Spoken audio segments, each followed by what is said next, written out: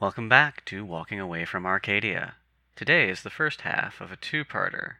In this conversation, we're going to discuss the different concerns in creating and playing and running one-shot games and longer games. The idea here being that there are a couple of places where the needs of the story are different, and in a few cases, the system needs some tweaking to feel right. Yeah, that's definitely something I've run into running Changeling one-shots. Especially C20 is designed for Chronicles, and it is very clear to me that it is designed for Chronicles. I've done a few one-shots of it, and it's not bad for one-shots, it's just several of the dynamics of the game kind of end up feeling vestigial.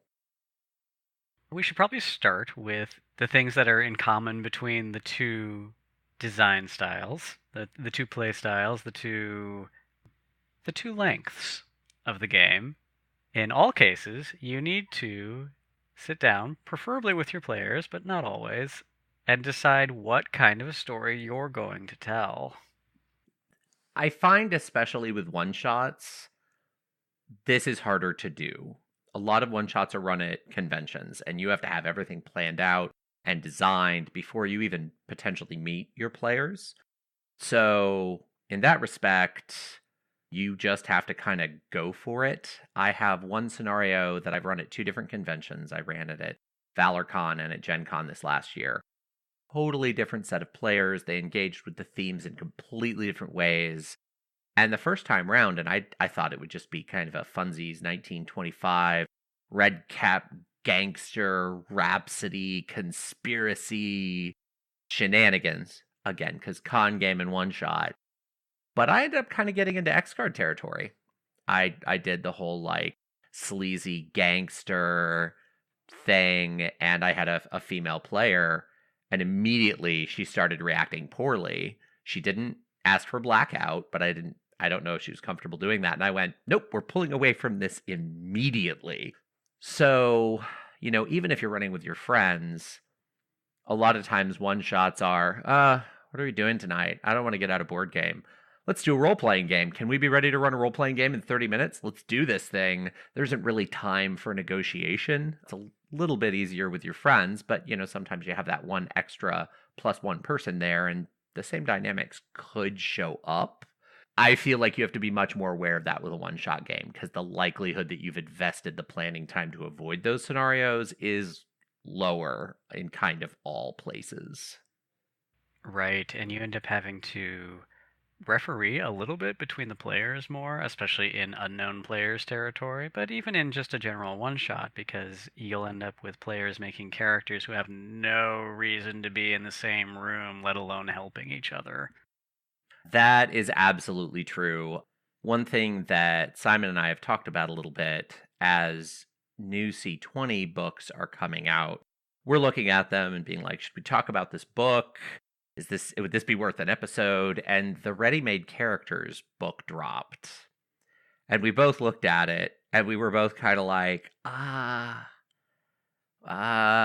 don't know, man, because it didn't totally make sense to the two of us, but Ready-Made Characters it's a resource for grab and go game artifacts, and we tend to build everything from the ground up. I spend way more time in historic Wikipedia articles than I spend in game books when I'm planning a chronicle.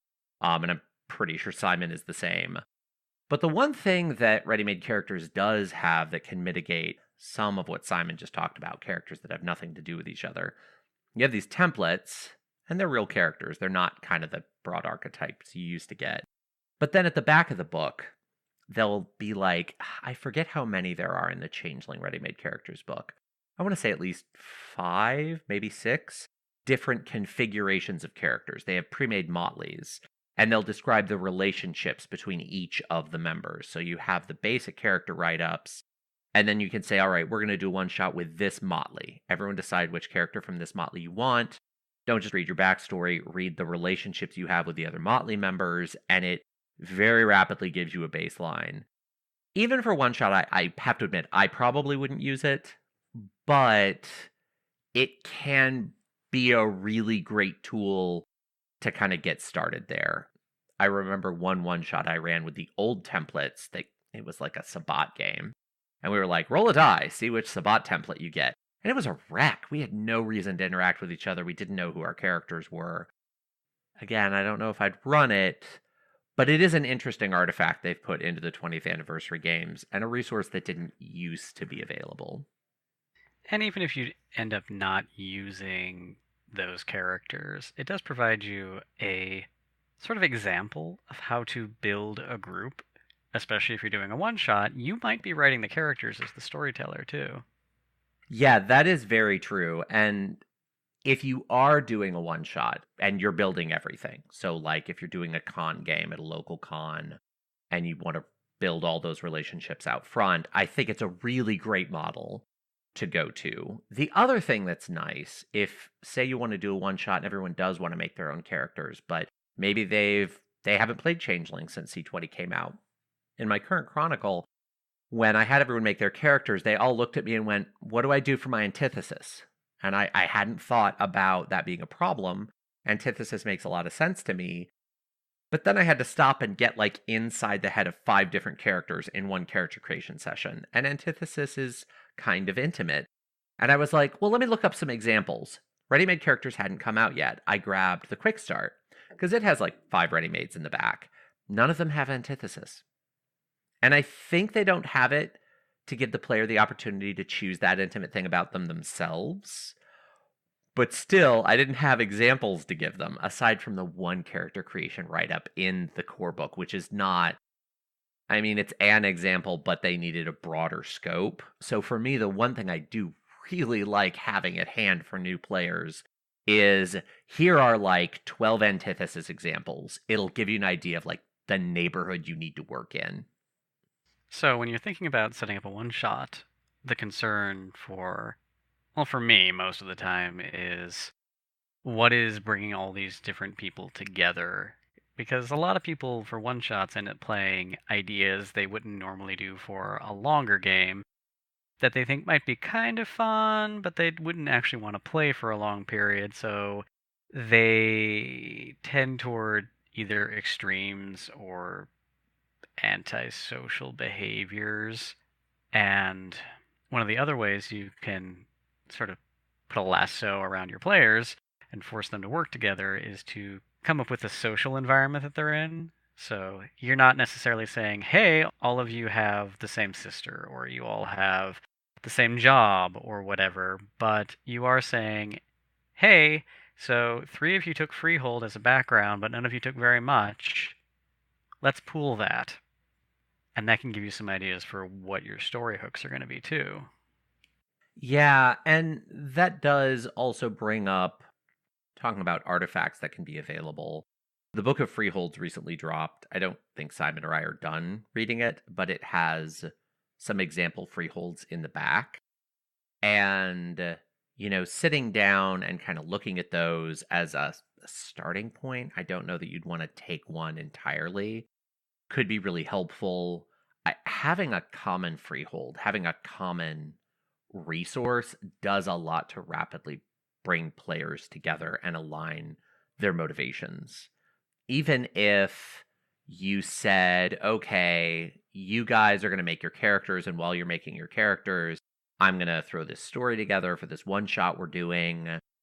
If you can all pick a general aesthetic, I'm going to design the freehold, but I'll design it off what you have in mind.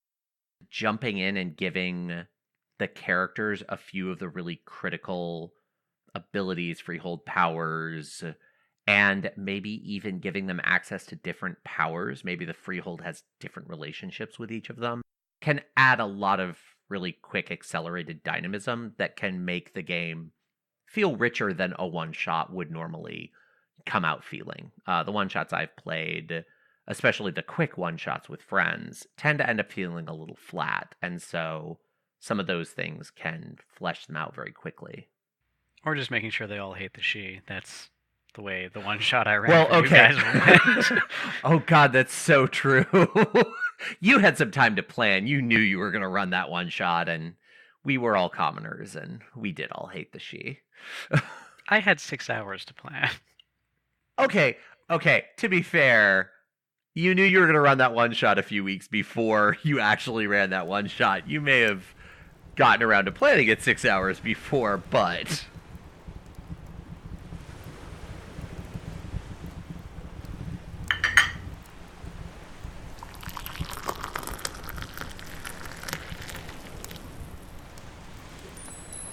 so they come back.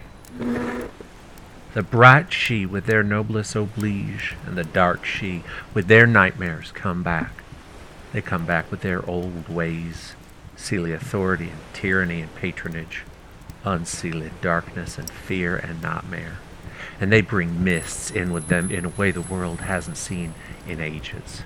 Maybe it wasn't on purpose. Maybe it was just clinging to them, the way the cold hovers around someone brought in from the winter. The mist washed over all the changelings and blew away all the work and suffering we did making ourselves into ourselves. Not all at once, like, and not at the same speed for everyone. The Resurgence War was fought by those who weren't overwhelmed immediately by the She's return. But even those who lost, even those who didn't or couldn't fight, we all changed. Our kiths pushed harder than they did before. Our legacies pulled us into being back up in the She's stories.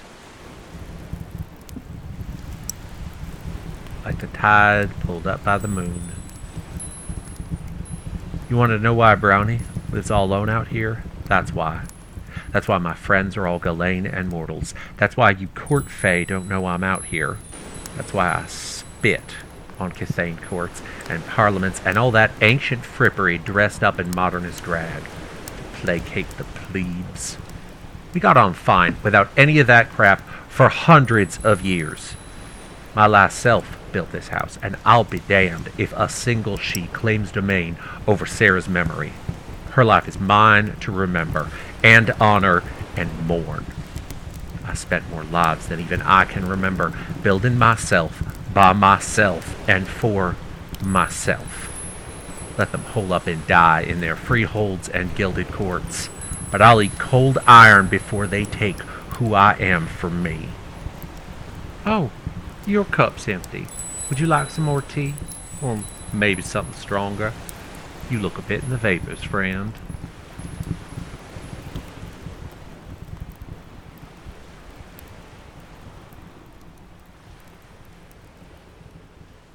With a one-shot, you often have the somewhat unique ability as a storyteller to say, hey everybody, we're starting with 100 XP.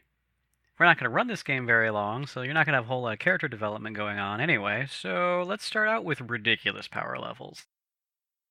Or you can start with covering an awful lot of ground and all in one night, and start with beginning player characters, and then just throw XP at them at chapter breaks throughout the night, both of which allow you to give players a little bit more wish fulfillment than they would normally get. Yes, that is very true. Starting characters in pretty much every role-playing game I've ever played are not designed to be fun. They are designed to give you a chance to learn the system.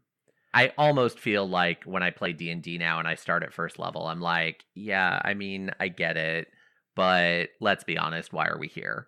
You know, and with World of Darkness, it's a little bit better because at least you can start, especially with something like Changeling that doesn't have affinity powers, you can start with maybe arts you've never used before. But with a one-shot, like 15 freebies doesn't get you very far. And you're not going to get to develop. Starting with 15 freebies and nothing else but your base stat isn't that bad as a starting point for a year, 2-year, 3-year chronicle, even a 6-month chronicle. But if you just have this one night, you want to have something to work with. I think it makes a lot of sense to give out experience. I will say, when I've done one-shots, I'd get rid of freebies altogether.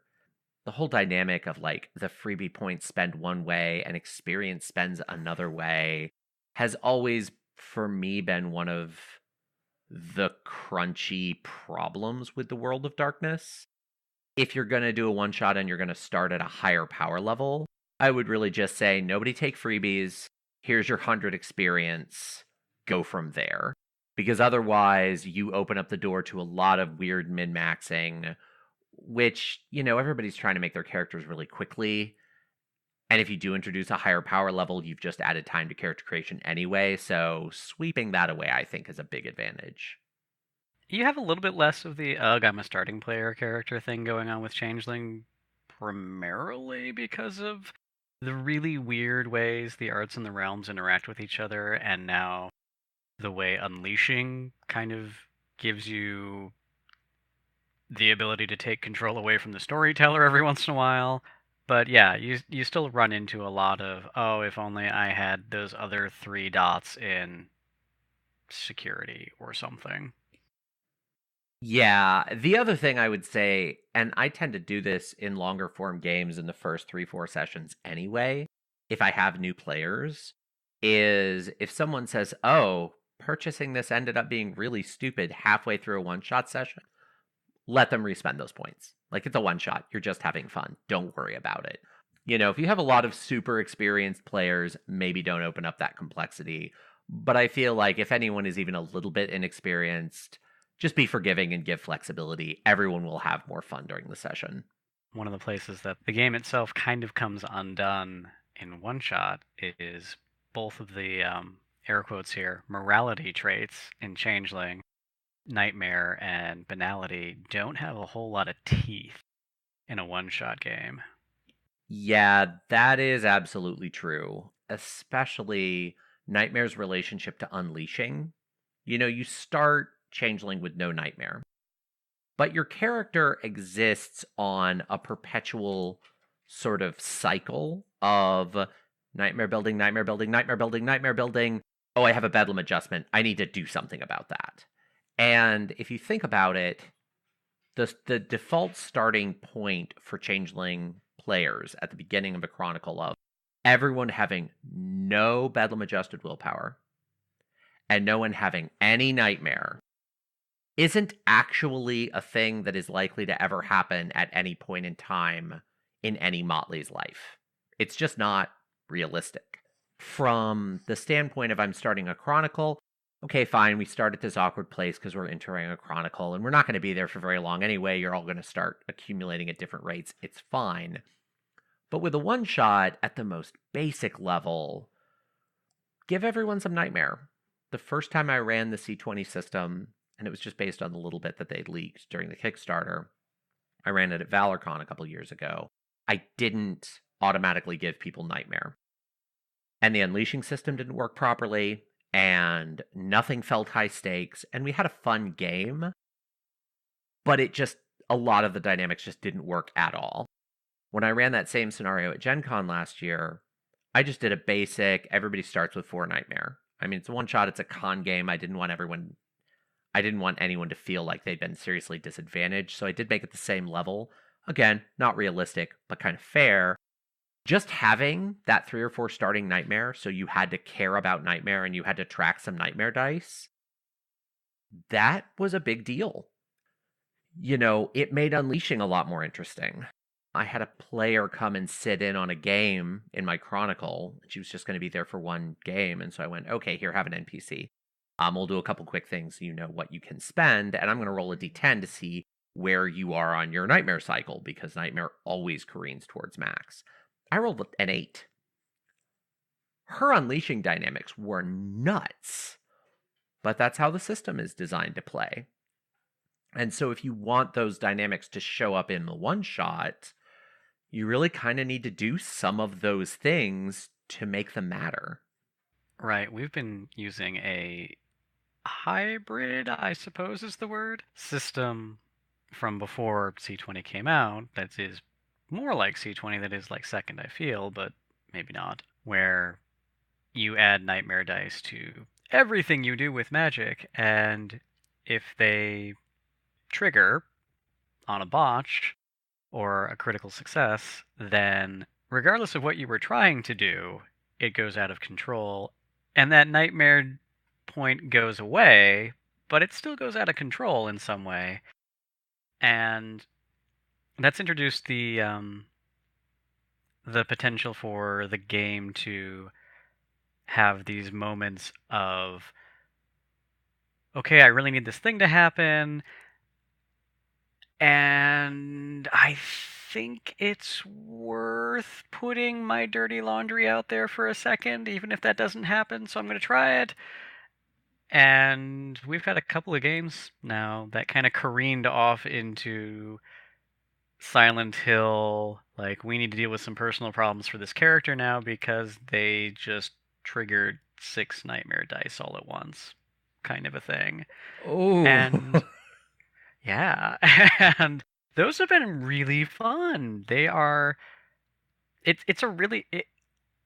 I didn't design it that way, but it turned into a really fun way to take what's supposed to be kind of a punitive system and keep it as kind of a punishment, but at the same time, make it all about character development and pushing along individual side plots, which takes a lot of work, but oh my god, it's fun. I had a much lesser version of that happen at the last Gen Con game I ran, and I don't want to say it's the same system Simon used because I mostly ad hoc'd it, but it's the idea behind the system Simon uses, which is based kind of loosely off a Nightmare dynamic in second edition, where you have the Nightmare dice and they get added to your magic, or specifically, they replace dice in your magic. So if you have, a dice pool for your cantrip of 6 and you have 3 Nightmare, 3 of those dice become Nightmare dice. And if you roll a 1 on any of those, the Nightmare goes away. Cool, you have less Nightmare, but something happens. Didn't love the examples in second edition, to be honest. They were kind of weird and incidental. So I had little things happen, little bits of paranoia, little incursions of hallucination, and they were meant to be pretty minor. But I had one red cap in my game that just kept rolling ones, but he was also rolling tens, and he was unleashing, and he was doing all of these things that produced Nightmare and then burning it all off in one session. I think he burned through like 5 Nightmare in one session. And for a one shot, this is a new character. This isn't someone with 7 or 8 Nightmare. He had 3 or 4 in his pool to start the night out. And by the end, the like layers of paranoia, and I made every little delusion that he had, and they were little initially, and it was just supposed to be something fun for him to role play. But by the end of the night, they had like 3 or 4 rolls had layered on top of each other before the last one had worn off. He had so much fun with it. It was so entertaining. It was meant to be punitive, but he just leaned into it and was a paranoid mess. He was doing things that were terrible for the entire group, but no one cared. Everyone laughed through it because it was really funny. Set in 1925 Chicago, and he was a North Side ganger. And by the end of the night, he was convinced his entire gang had backstabbed him, and the Chicago outfit was coming for him as well, and he was going to do anything he could to stop all of them, and none of that was real. And it was really kind of hilarious.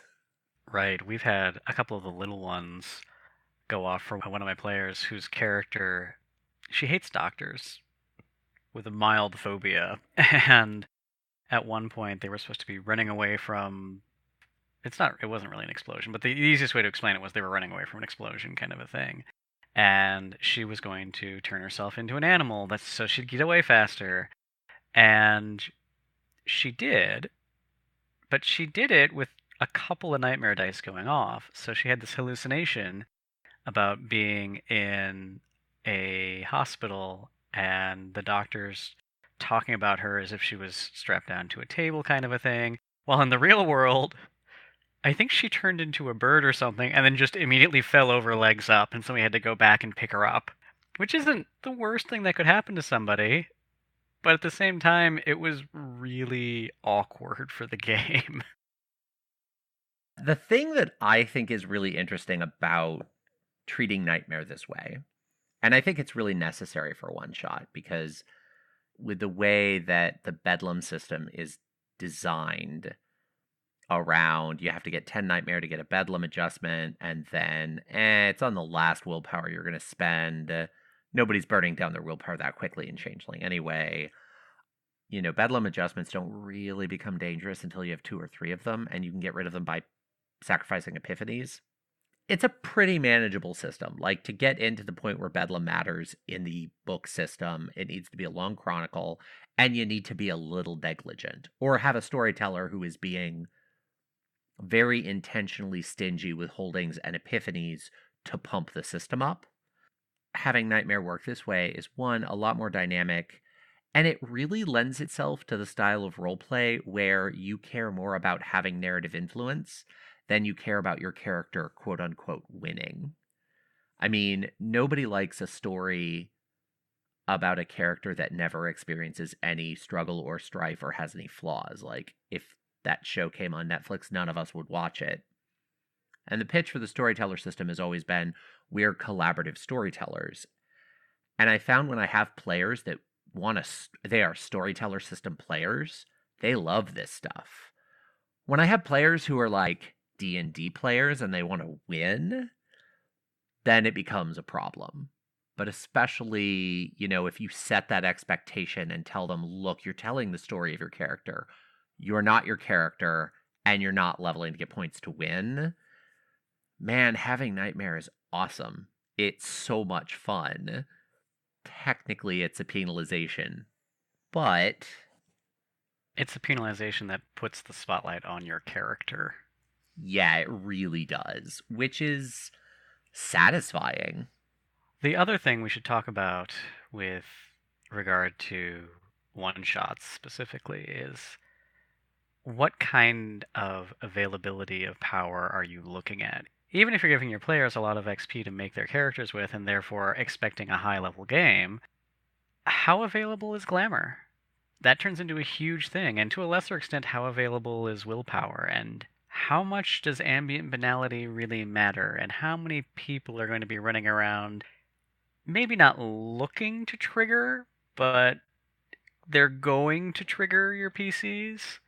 All of these things can change the mood of the game. If you are constantly afraid of something triggering you, that's a little bit different from a game where triggers are rare, but still catastrophic. And the other thing that I think C20 opens the door to, we've talked about kind of changing how much XP you make available, and okay, then I could buy more glamour and, manipulating the nightmare levels. Your level of banality no longer has a relationship with your seeming. All of the seemings start with the same banality. You can have the mentality of a child and still be banal, and anyone who's lived through elementary school has met those kids. Or you can be, the completely low banality, probably slight bedlam addled grump who is the next door neighbor in the Little Prince movie.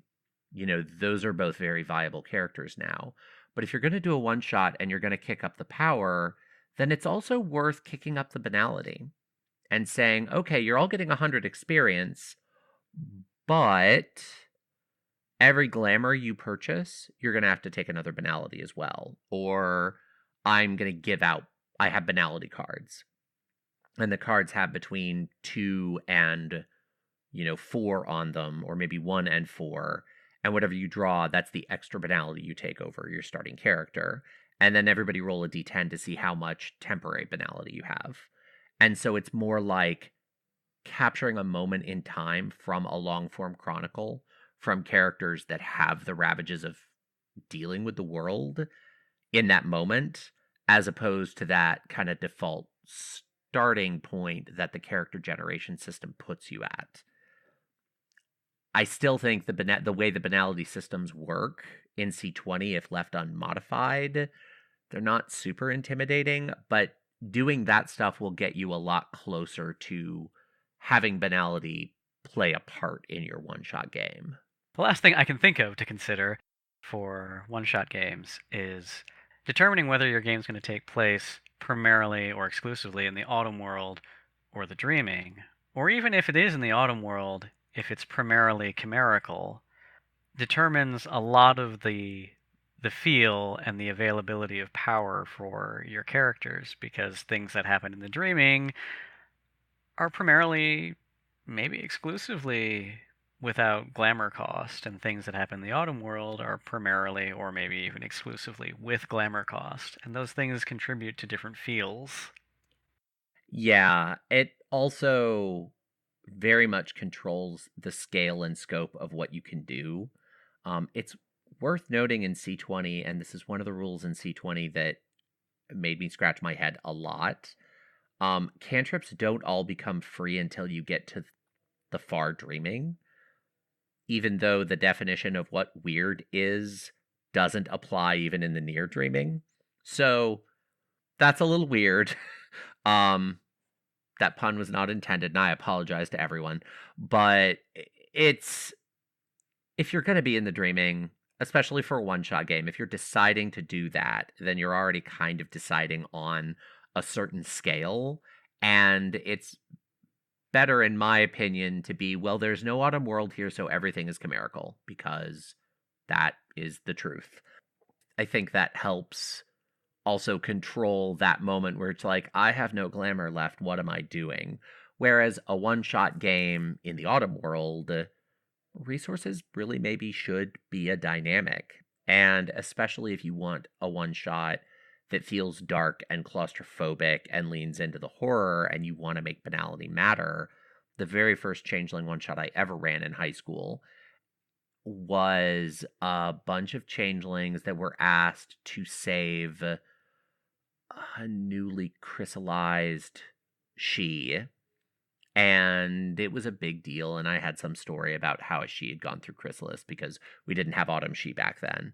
But the kid had immediately been picked up and taken to a mental hospital because his parents freaked out, and this group of basically starting character changelings were being asked to, go rescue him from the most terrifying setting imaginable. And banality was a problem, and the difficulty to do cantrips was very high, and it made the game feel pretty intensive. It also immediately puts you in a place where you're probably paying for all your cantrips. And how much glamour do you really have going into that quest? So thinking about resources a little more explicitly is definitely beneficial.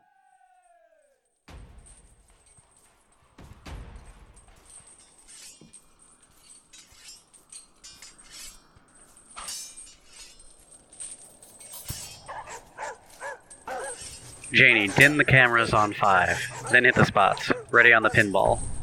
Donald crouched down and covered his eyes. Sam did the same, still wondering what this pinball could be. An area of effect weapon? Some kind of spell? Kevin had told him how all the iron around Fairgrove could disrupt any magic the elves used. The grounds lit up in brilliant lights as hundreds of halogens sprang to life. Sam squinted against the glare and then gasped as he saw what they faced. O Father, who art in heaven, hallowed be thy name. Caught in the daylight brilliance were creatures out of his nightmares and old stories. Although, under that much candle power, they looked only like so many special effects puppets, all except their leader. That was unmistakably and horrifyingly real, riding a creature that might once have been a horse, but now was tattered hide stretched over bone, a fang-filled mouth, and evil glint of fire eyes. The leader's ragged clothing whipped in a wind that seemed to blow from Sam's own soul, and he knew the banshee for what it was. Around it were rank upon rank of gray and green-skinned goblins, wicked weapons drawn, and great shambling trolls with glistening knobby skin. Virtually all of them were cringing and clutching at their eyes. Behind them in a second rank were she. Tall, silver-haired, dusky-eyed, identical to the Fairgrove she, and yet as different as a surgeon's scalpel and an assassin's dagger. Unseelie she. The first, besides Vidal-Du, that Sam had seen. They carried some sort of weaponry that looked vaguely gun-shaped, all but 4 of the tallest. The quartet raised their arms and gestured, gathering sickly green light around their hands, and Sam knew the attack had begun. "Come on, you bastards," Donald muttered. "A little closer, just a little closer." They didn't immediately oblige him. Instead, some of the skinnier goblins peered, squinting through the halogen glare, and the unseelie she raised crossbows.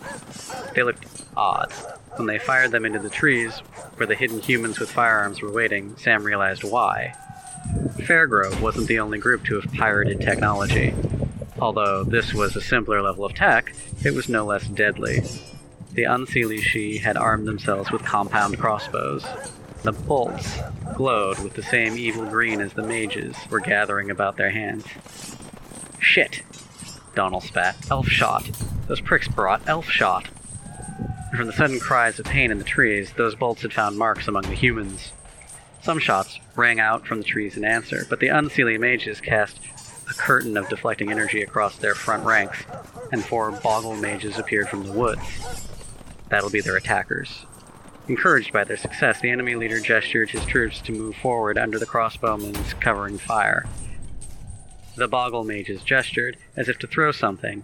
Kevin's voice came clearly and calmly through the headphones. Janie, pinball, now. Then Sam realized why the elven leader had been so smug. The fence post he'd leaned on earlier that day, and every other fence post, cracked open along its top and revealed a dark metal bar, trailing shreds of silk cloth as they rose. The ground sprinklers popped up from the ground, refracting the artificial daylight in huge rainbows. The beautiful, tricky bastards. They built silk-wrapped iron bars into these fence posts. Sam's mind swam with amazement. They ran lines of posts when the sprinklers were installed, and it only takes turning one valve to raise the bars when you activate the sprinklers. The bars themselves warped the paths of both the magical energy and the enchanted elf shot. And that was why it was called pinball, he realized, as he watched the spell bolts the Boggles had unleashed tear through their own ranks like the silver balls in the arcade game until they ran out of targets to burn. And now, the odds looked to be even. Tech on the Fairgrove side, numbers and bloodthirstiness on the unseelie side. Alright, so those were some of our thoughts on running one-shot games and some of the needs of storytelling and system finagling for those sorts of games. Hopefully you found some useful tidbits of information in our rambling, and we'll catch you next time when we discuss running longer chronicles. This has been Walking Away from Arcadia.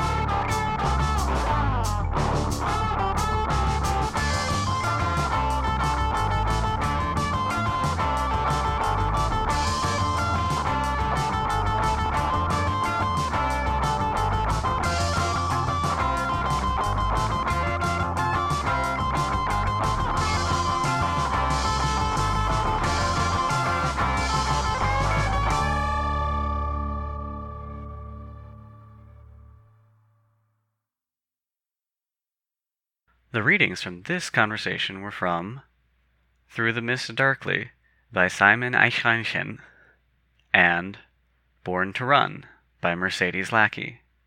The music from this episode was LSD by Mon Plaisir.